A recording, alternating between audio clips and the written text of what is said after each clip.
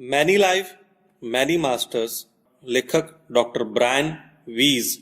अध्याय 5। हम अभी भी सत्र के मध्य में ही थे। कैथरीन अपनी विश्राम अवस्था को खत्म कर चुकी थी और उसने मंदिर के सामने वाली हरे रंग की प्रतिमाओं के बारे में बात करना शुरू कर दिया था। मैंने अपने आप को दीवा स्वप्न से बाहर लाया और उसको सुनने लगा। वह एक प्राचीन जीवन काल में थी, एशिया में किसी जगह, लेकिन मैं अभी भी मास्टरों के साथ था। अविश्वसनीय, मैंने मन ही मन सोचा। वह पूर्व जन्मों के बारे में बता रही थी, पुनर्जन्म के बारे में, और मास्टर के संदेशों की तुलना में यह चरम के विपरीत जैसा एहसास था।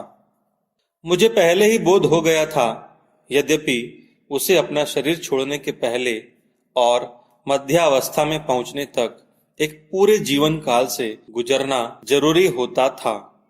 वह सीधे इस अवस्था में नहीं पहुंच सकती थी और मास्टरों तक पहुंचने का केवल यही जरिया था। हरी प्रतिमाएं मंदिर की बड़ी इमारत के सामने हैं। वह धीमे से फुसफुसाई, यह शिखर और भूरे गोलों वाली एक इमारत है। इसके सामने 17 सीढ़ियां हैं और जब आप सीढ़ियां चढ़ते हैं तो एक कमरा पड़ता है। कुछ जलने की गंध है। किसी ने भी जूते नहीं पहने हैं। उनके सिर मुंडे हुए हैं। उनके चेहरे गोल और आंखें काली है। वे काली चमड़ी वाले हैं। मैं वहां हूं। मेरे पंजे में चोट लगी है और मैं वहां मदद पाने के लिए पहुंची हूं। मेरा पंजा सूजा हुआ है।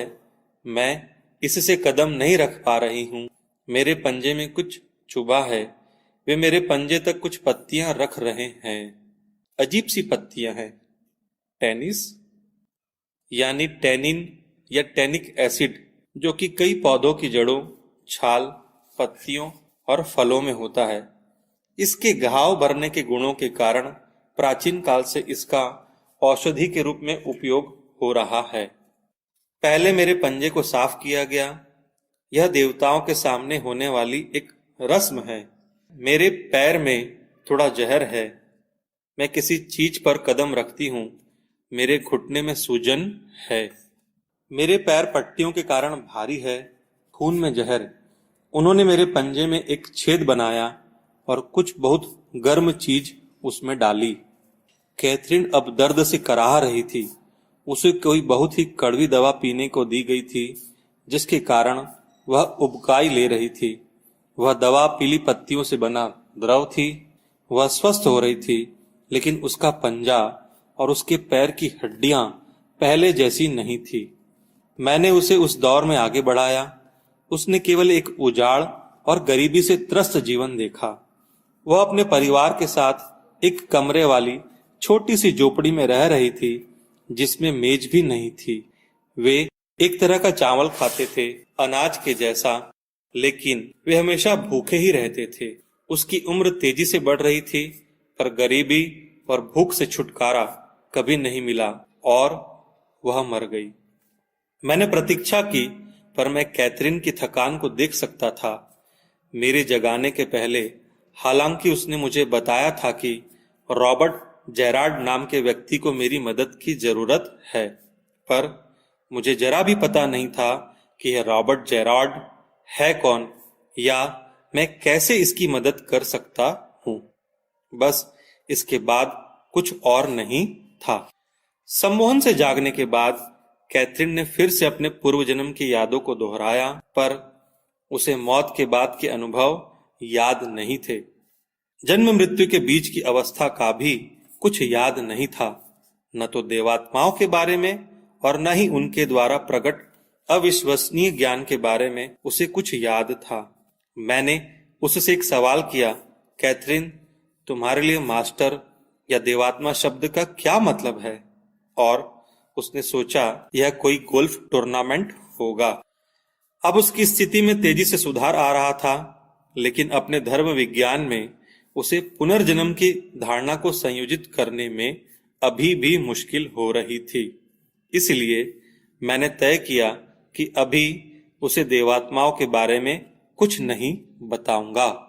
इसके अलावा मैं इस बात को लेकर भी पक्का नहीं था कि आप कैसे किसी को यह खबर सुनाएंगे कि वह एक अविश्वसनीय और विलक्षण रूप से समाधि माध्यम है, जो कि देवात्माओं से अनूठा और भावातीत ज्ञान प्रवाहित कर सकती है। अगले सत्र में मेरी पत्नी की मौजूदगी पर कैथरीन रजामंद थी। कैरोल एक सुशिक्षित और उच्च क्षमतावान मनोचिकित्सक सामाजिक कार्यकर्ता है और मैं इन अविश्वसनीय घटनाओं पर उसका नजरिया जानना चाहता था। अपने पिता और हमारे बेटे के बारे में कैथरीन ने जो बताया था, उसे जानने के बाद वह मेरी मदद के लिए उत्सुक थी।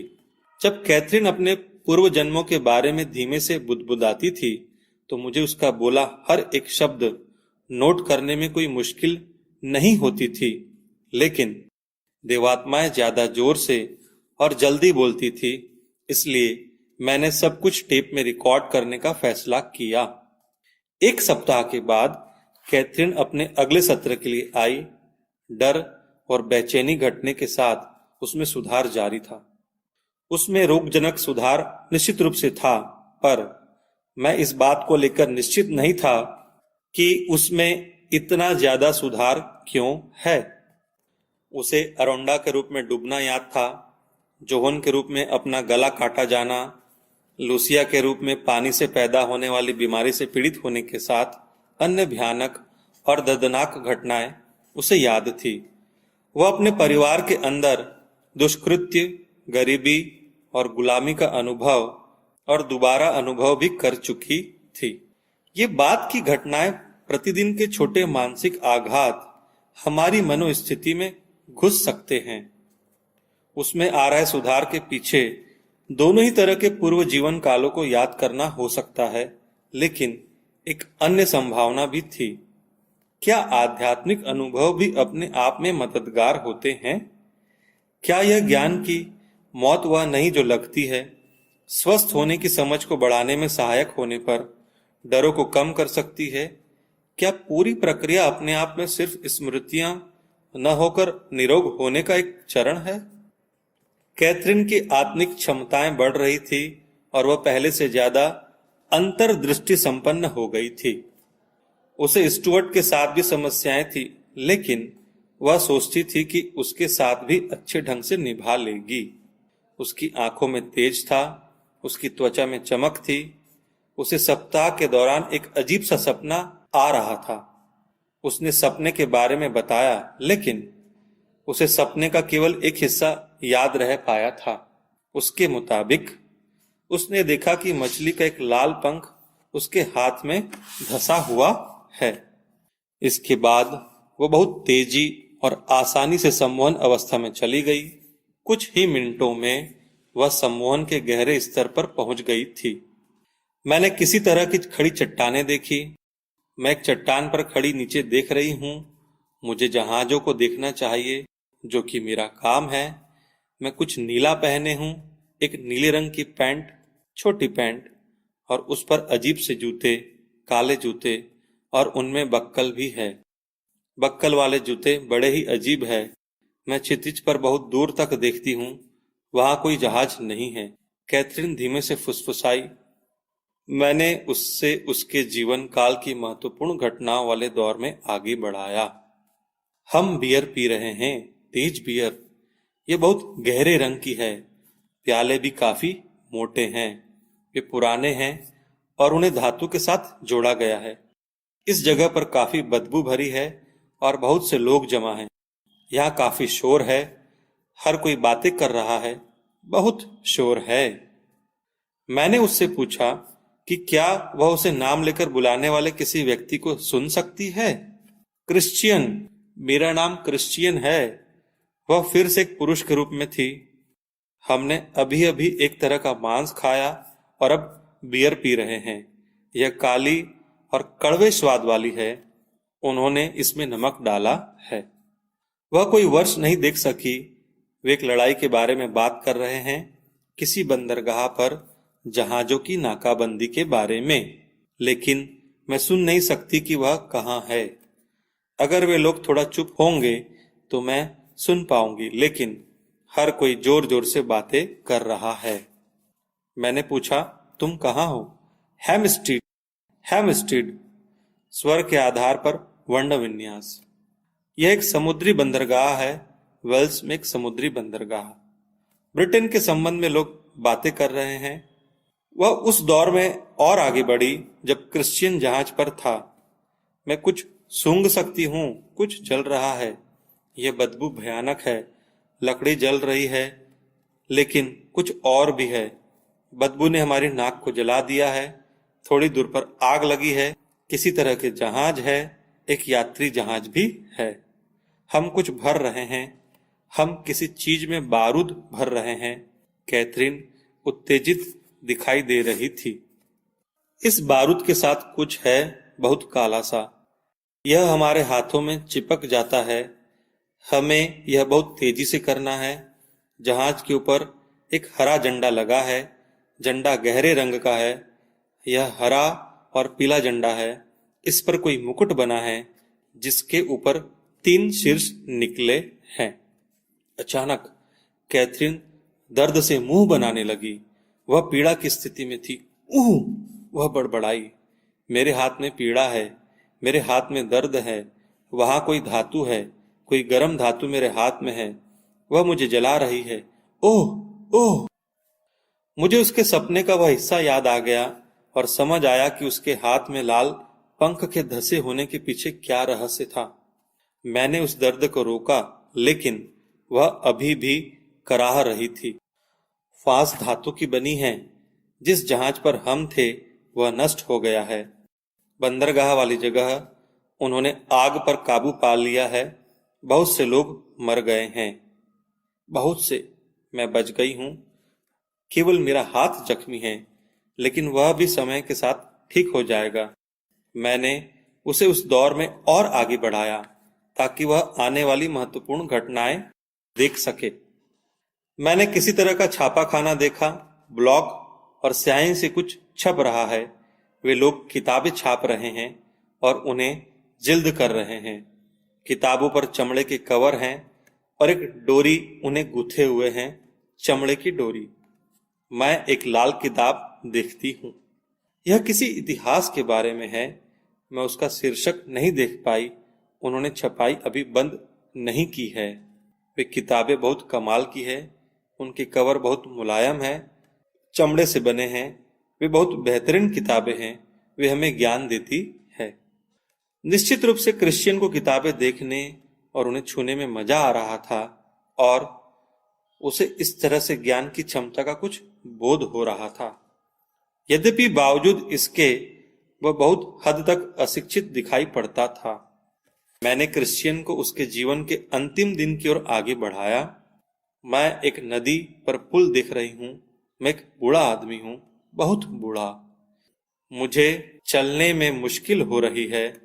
मैं पुल के ऊपर चल रहा हूँ। दूसरी ओर जाने के लिए मुझे सीने में दर्द महसूस हुआ।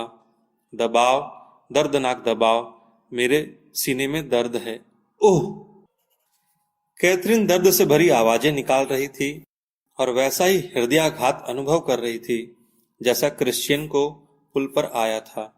उसकी सांस बहुत तेज और उथली थी। उसका चेहरा और गर्दन पसीने से लथपथ हो गए थे। उसे खांसी आ रही थी और वह हवा पाने के लिए तड़प रही थी।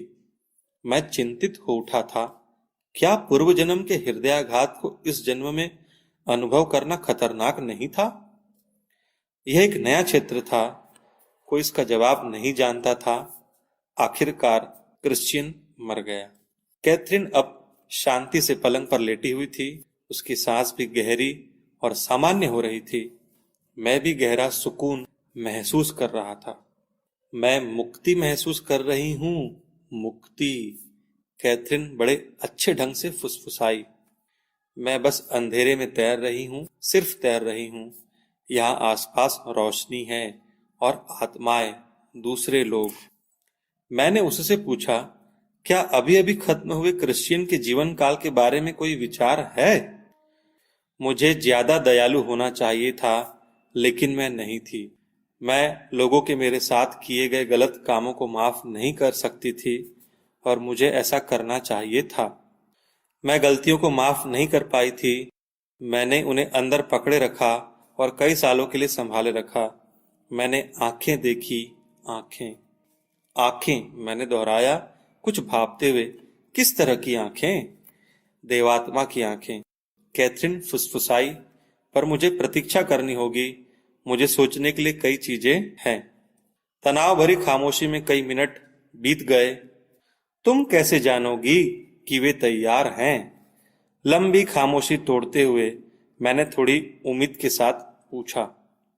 वे मुझे बुलाएंगे, उसने जवाब दिया। कई मिनट और बीत गए। तब अचानक वह अपना सिर एक ओर से दूसरी ओर घुमाने लगी और उसकी आवाज मोटी और कठोर हो गई। ये बदलाव के संकेत थे। इस आयाम में बहुत सी आत्माएं हैं। मैं अकेली नहीं हूं। हमें धैर्य रखना होगा। यह कुछ ऐसा था जो मैंने कभी जाना नहीं था। यहाँ कई आयाम है। क्या उसके कई पुनर्जन्म हो चुके थे? मैंने उससे पूछा कि क्या वह यहाँ पहले आ चुकी है? मैं अलग अलग समय पर अलग अलग लोकों में होती हूँ। हर एक उच्च चेतना वाला स्तर होता है। हम किस लोक पर जाएंगे यह इस बात पर निर्भर करता है कि अब तक हम कितनी उन्नति कर चुके हैं। वह फिर से चुप हो गई थी। मैंने पूछा कि उसे उन्नति के लिए क्या सबक सीखना होता है। उसने तुरंत जवाब दिया, हमें दूसरे लोगों के साथ अपने ज्ञान को बांटना होगा। हम सभी में उपयोग में आने वाली योग्यताओं से कहीं ज्यादा क्षमता है। हम में से कुछ उन्हें दूसरों की अपेक्षा जल्दी ढूंढ लेते हैं। इसका मतलब यह है कि इस स्थान पर आने से पहले आपको कमियां जांच लेनी चाहिए।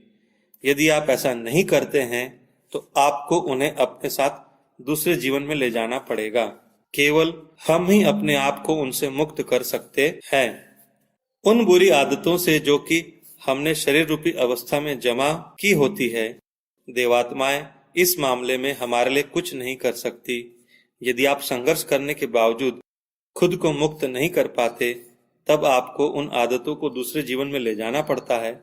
और केवल जब आप निश्चय कर लेते हैं कि अब आप बाहरी समस्याओं से संघर्ष में निपुण हो गए हैं, तो आपको उन्हें अगले जीवन में आगे और नहीं ले जाना पड़ता है।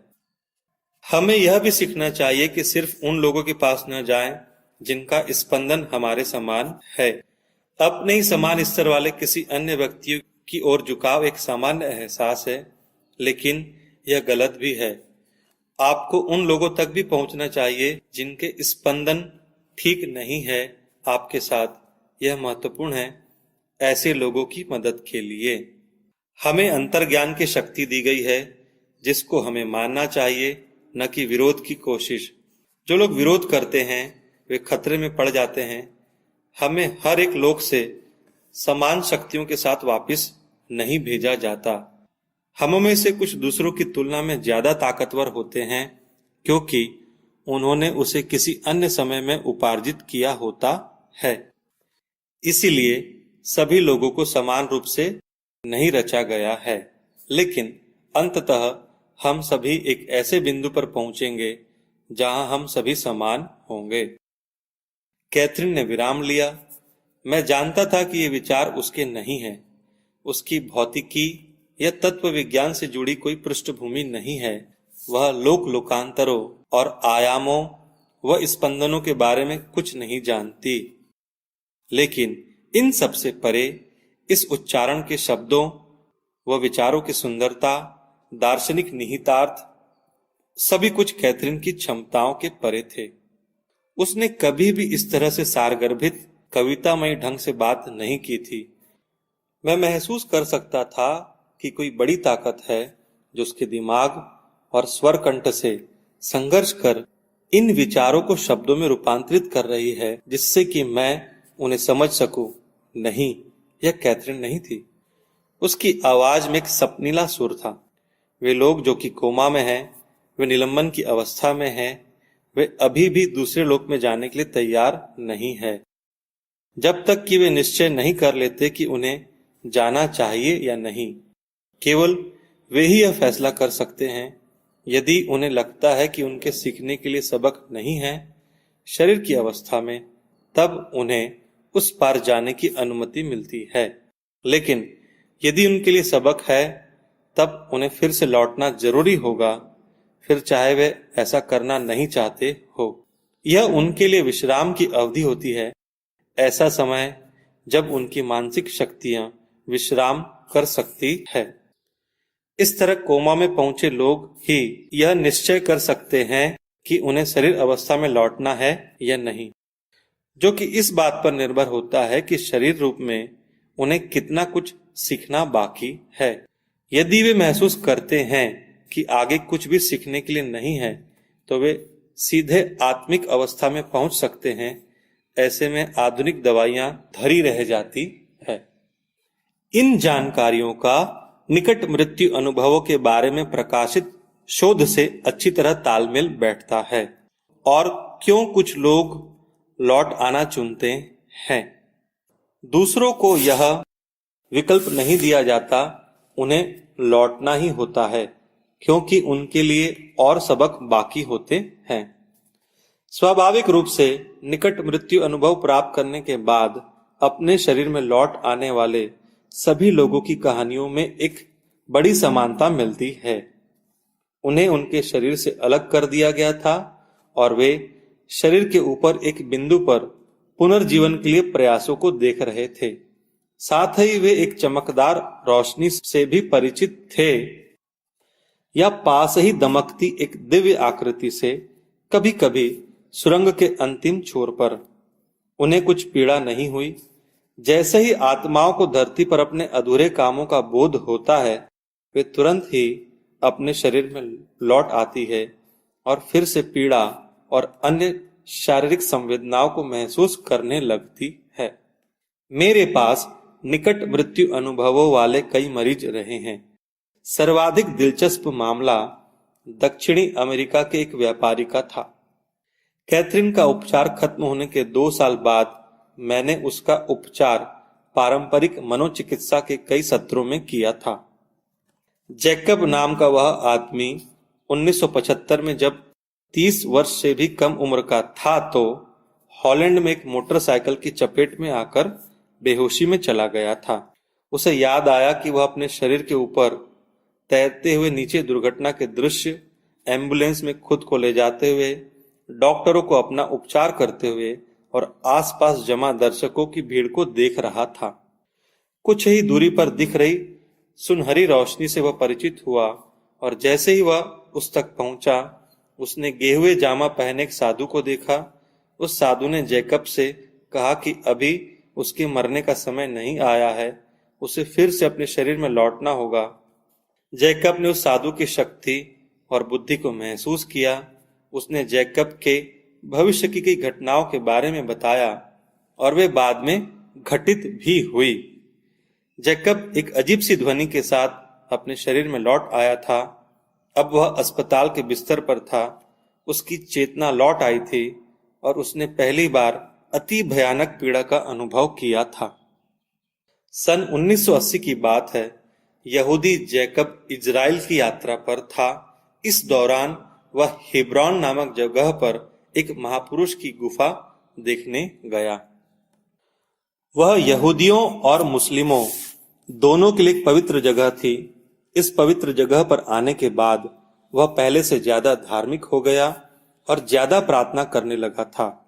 वहां उसने पास ही एक मस्जिद देखी और मुस्लिम लोगों के साथ वह भी प्रार्थना में बैठ गया। कुछ देर बाद जब वह जाने के लिए उठा, तो एक बुजुर्ग मुस्लिम व्यक्ति उसके पास आया और कहने लगा, तुम दूसरों से अलग हो। वे बिरले ही हमारे साथ प्रार्थना के लिए बैठते हैं। वह बूढ़ा एक पल के लिए ठहरा और आगे कुछ कहने से पहले जैकब के चेहरे को गौर से देखने लगा। तुम उस साधु से मिल चुके हो, उसने जो भी बताया था उसे भूलना मत। उस दुर्घटना के 5 साल बाद और उस जगह से हजारों मील दूर एक बूढ़ा आदमी जानता था कि जैकब और साधु की मुलाकात हुई थी। एक ऐसी मुलाकात जो तब हुई थी जबकि खुद जैकब को होश नहीं था। इधर मेरे ऑफिस में कैथरीन के ताजा खुलासों पर चिंतन करता हुआ मैं चकित था कि कैसे हमारे आदि पूर्वजों ने इस तर्क को सोच लिया था कि सभी इंसान समान रूप से रचे नहीं गए हैं। सभी लोग गुणों, योग्यताओं और उन शक्तियों के साथ जन्म लेते हैं जो दूसरे जीवन कालों में अर्जित की गई है। लेकिन अंततः हम एक ऐसे स्थान पर पहुंचते हैं जहां हम सभी समान हो जाते हैं। मुझे संदेह है कि यह स्थान कई कई जीवन काल दूर था। मैंने युवा मोजार्ट, मशहूर संगीतकार के बारे में सोचा और उसके बचपन के अविश्वसनीय गुणों का ख्याल किया। क्या उसका मामला भी पूर्व जन्म की योग्यताओं को पाने जैसा था? ऐसा लगता है कि हम ऋणों के साथ साथ अपने गुणों को भी साथ ले जाते हैं। मैंने इस बारे में सोचा कि कैसे लोग अपने जैसे लोगों के समूहों को एक साथ लाना चाहते हैं और अक्सर बाहरी लोगों से डरते हैं। यही पूर्व धारणाओं और सामूहिक घृणा की जड़ है। हमें यह भी सीखना होगा कि सिर्फ ऐसे लोगों के साथ नहीं जाना चाहिए जिनका और हमारा स्पंदन समान हो। ऐसे अन्य लोगों की मदद करने के लिए मैं उसके शब्दों में आध्यात्मिक सच्चाइयों को महसूस कर सकता था। मुझे वापस आना चाहिए, कैथरीन फिर से बोली। मुझे वापस आना चाहिए, लेकिन मैं इस स्थिति में कुछ और जानना सुनना चाहता था। मैंने पूछा कि रॉबर्ट जेरार्ड कौन था। पिछले सत्र में उसका नाम लेते हुए कैथरीन ने कहा था कि उसे मेरी मदद की जरूरत है। मैं नहीं जानती, वह किसी और लोक पर हो सकता है, इस पर नहीं है। ऐसा लगा कि वह उसे खोज नहीं पाई। केवल तभी जब वह चाहे, केवल तभी जब वह मुझ तक पहुंचने का निश्चय करे, वह बुदबुदाई। वह मुझे संदेश भेजेगा, उसे आपकी मदद की जरूरत है।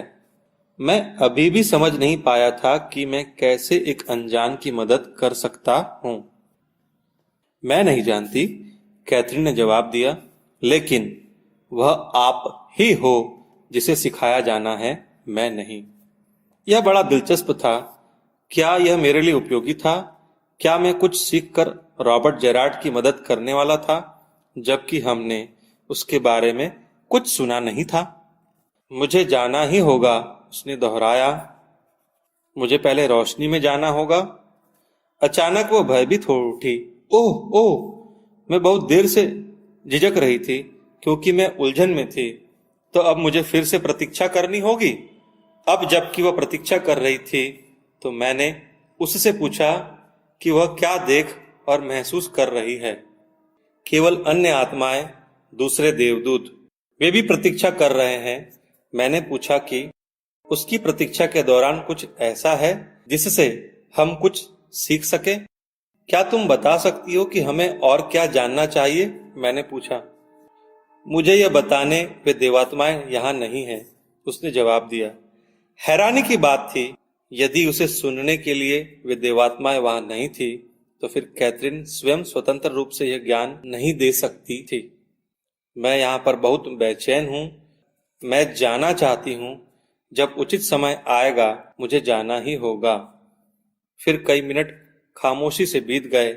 आखिरकार सही समय आ पहुंचा। वह एक अन्य जीवन काल में जा पहुंची। मैंने सेब के पेड़ देखे हैं और एक घर भी, एक सफेद घर। मैं उस घर में रहती हूँ। सेब सड़े हुए हैं, उनमें कीड़े हैं, कीड़े खाने के लिए अच्छे नहीं। वहां एक झूला है, पेड़ पर लटका एक झूला। मैंने कहा कि वह खुद को देखें। मेरे बाल हल्के हैं, बाल भूरे हैं। मैं 5 साल की हूं। मेरा नाम कैथरीन है। मैं आश्चर्य से भर उठा। वह अपने वर्तमान जीवन काल में प्रवेश कर गई थी। वह 5 साल की उम्र वाली कैथरीन थी, लेकिन वह वहां तक किसी कारण से पहुंची थी। कैथरीन, क्या वहां कुछ हो रहा है? मैंने पूछा। मेरे पिता हम पर गुस्सा है क्योंकि हमें घर से बाहर नहीं होना चाहिए था। वे मुझे छड़ी से मार रहे हैं। छड़ी बहुत भारी है, इससे चोट लगती है। मैं डर गई हूं। वह चीख रही थी, एक बच्चे की तरह से बोल रही थी। उनका हाथ तब तक नहीं रुका जब तक कि उन्होंने जी भरकर हमें पीट नहीं लिया। वे हमारे साथ ऐसा क्यों करते हैं? वे इतने नीच क्यों हैं? मैंने उससे कहा कि वह अपनी जिंदगी को ऊंचे मायनों में देखे और फिर अपने सवालों का जवाब खुद ही दे। मैंने हाल ही में पढ़ा था कि लोग ऐसा कर सकते हैं। कुछ लेखक इसे स्वयं का उच्च नजरिया या उच्चतम अंतर्मन कहते हैं। मैं यह जानने के लिए उत्सुक था कि यदि ऐसा कुछ होता है तो क्या कैथरीन उस अवस्था में पहुंच पाएगी? यदि वह ऐसा कुछ कर पाएगी तो एक शक्तिशाली उपचार तकनीक होगी और अंतर्मन में झांकने वो उसे समझने का एक शॉर्टकट भी बनेगी। वे हमें कभी नहीं चाहते। वो बहुत धीमे से फुसफुसाई। वे सोचते हैं कि हम उनकी जिंदगी पर बोझ है। वे हमें नहीं चाहते। क्या तुम्हारे भाई को भी नहीं? मैंने पूछा। हाँ, मेरे भाई को भी नहीं। उसे तो और भी ज्यादा नापसंद करते हैं। उनकी मेरे भाई को जन्म देने की कोई योजना नहीं थी। उस समय जब उनकी शादी नहीं हुई थी तब वह पेट में आ गया था। यह कथन सिद्ध करता था कि यह जानकारी कैथरीन के लिए नहीं थी। वह कभी भी विवाह पूर्व गर्भधारण के बारे में नहीं जानती थी। बाद में उसकी मां ने कैथरीन के इस खुलासे पर अपनी स्वीकृति की मुहर लगाई।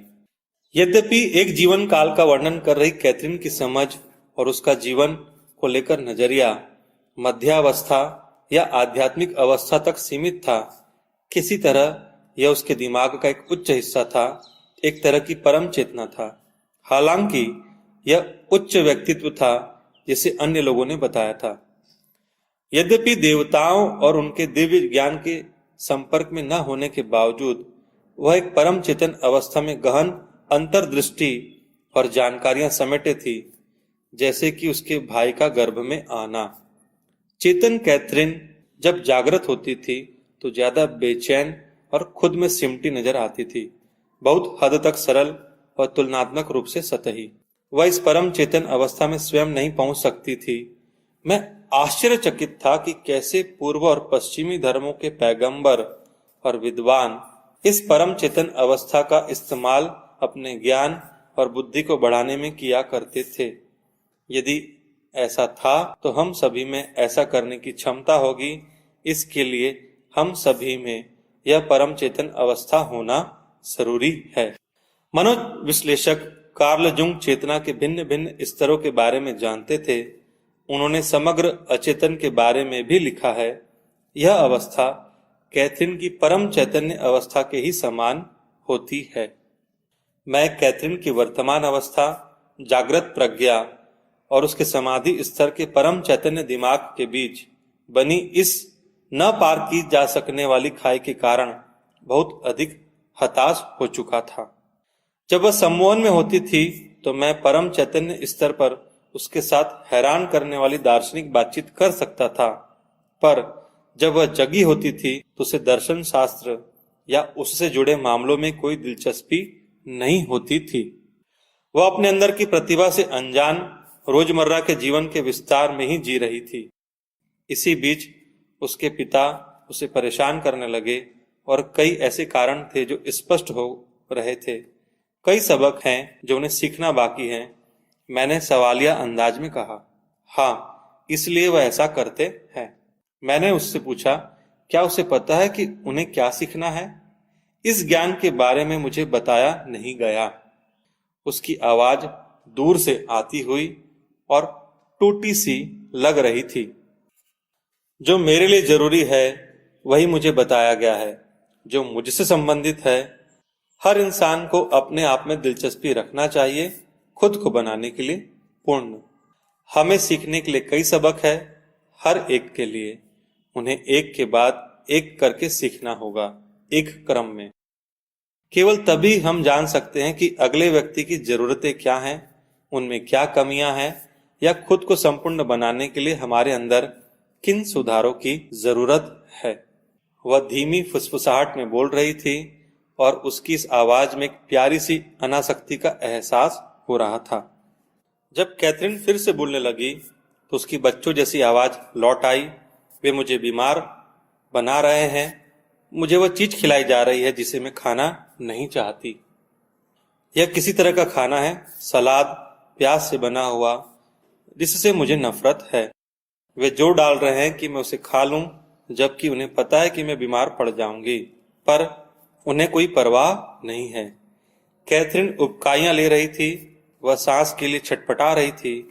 मैंने उसे सलाह दी कि वह जीवन को ऊंचे परिदृश्य में देखे, जिससे कि उसे समझ आ सके कि उसके पिता इस तरह का व्यवहार क्यों कर रहे हैं। कैथरीन चिड़चिड़ाहट के साथ फुसफुसा रही थी, ऐसा करके वे अपने अंदर की रिक्तता को भरते हैं। वे मुझसे नफरत करते हैं क्योंकि उन्होंने ऐसे कर्म किए हैं। मुझसे उनकी नफरत इसलिए है और वे अपने आप से भी नफरत करते हैं। मैं उस दुष्कृत्य हादसे को कभी भूल गया था जब वह 3 साल की थी, इसलिए वे मुझे सजा देंगे। मैंने उन्हें ऐसा करने के लिए कुछ किया है। वह केवल 3 साल की थी और उसके पिता शराब पिए थे। वह इस अपराध बोध को तभी से अपने मन की गहराई में पाले हुए थी। मैंने वजह को स्पष्ट करते हुए कहा, तुम सिर्फ एक बच्ची थी, तुम्हें अब इस अपराध बोध से मुक्त हो जाना चाहिए। उस समय तुम कुछ नहीं कर सकती थी। एक 3 साल का बच्चा क्या कर सकता है? गलती करने वाली तुम नहीं, तुम्हारे पिता थे। उसके बाद से वे मुझसे नफरत करने लगे। वह नरमी से बोली, मैं उन्हें पहले भी जानती थी, लेकिन मैं अब उस जानकारी को समझ नहीं सकी थी। मुझे उस समय में पीछे लौटना चाहिए, हालांकि कई घंटे पहले ही बीत चुके थे।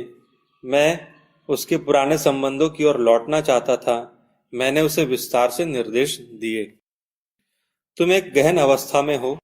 कुछ ही पलों में मैं 3 से 1 तक उल्टी गिनती गिनना शुरू करूंगा। इसके बाद तुम एक और गहरी समाधि में चली जाओगी और खुद को पूर्ण सुरक्षित महसूस करोगी। तुम्हारा दिमाग अतीत में लौटने के लिए स्वतंत्र होगा, उस अतीत में जहां से तुम्हारे पिता का संबंध तुम्हारे वर्तमान जीवन से शुरू होता है। उस दौर में जब बचपन में तुम्हारे और उनके बीच कुछ महत्वपूर्ण घटना घटी थी। जब मैं एक कहूंगा तो तुम उस जीवन काल में लौट जाना और उसे याद रखना। यह तुम्हारे इलाज के लिए महत्वपूर्ण है। तुम इसे कर सकती हो। 3, 2, 1। इसके बाद एक लंबा विराम आ गया। वे मुझे नहीं दिख रहे हैं, लेकिन मैं लोगों की हत्याएं होते देख रही हूं। उसकी आवाज भारी और ऊंची हो गई। हमें लोगों की जिंदगियों को अकस्मात रोकने का कोई अधिकार नहीं है, जब तक कि वे अपने कर्म को जी नहीं लेते, और हम ऐसा कर रहे हैं। हमें कोई अधिकार नहीं है। यदि हम उन्हें जीवन में रोके रखते हैं तो उन्हें अत्यधिक प्रतिकार सहना पड़ेगा।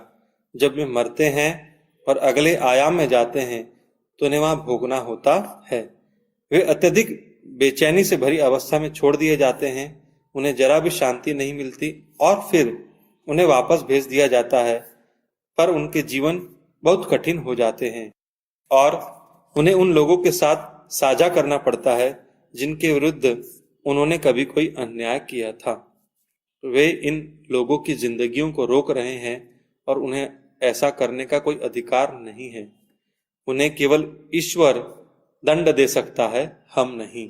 उन्हें दंड अवश्य दिया जाएगा। मौन विराम में 1 मिनट बीत गया। वे जा चुके हैं। वह फुसफुसाई, देवात्माओं ने हमें आज एक और संदेश दिया था, सशक्त और स्पष्ट। कोई फर्क नहीं पड़ता कैसी भी परिस्थितियां हो, हम मारने के लिए नहीं हैं। दंड केवल ईश्वर ही दे सकता है। कैथरीन थक चुकी थी। मैंने उसके पिता के साथ पूर्व जन्म का रिश्ता ढूंढने के अपने कार्यक्रम को आगे बढ़ाया और उसे सम्मोहन से बाहर ले आया। उसे छोटी सी कैथरीन और क्रिश्चियन के रूप में अपने पुनर्जन्म के अलावा कुछ और याद नहीं था। वह बहुत पस्त हो चुकी थी, फिर भी शांतचित्त और सुकून भरी लग रही थी, जैसे कि उस पर पड़ा कोई भारी बोझ हट गया हो। मेरी आंखें कैरॉल से मिली। हम दोनों भी थक गए थे। हर एक शब्द से जूझते हुए हमने कंपकपी झेली थी और पसीने में लथपथ भी हुए थे। हमने एक अविश्वसनीय अनुभव बांटा था।